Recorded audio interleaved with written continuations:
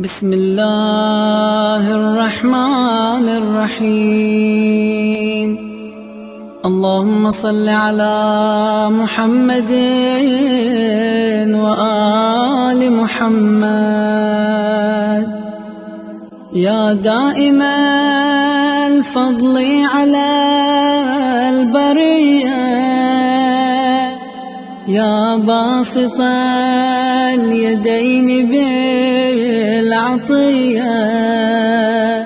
يا صاحب المواهب السنية، صل على محمد وآله خير الورى سجيا، واغفر لنا يا ذا العلا في هذه العشية.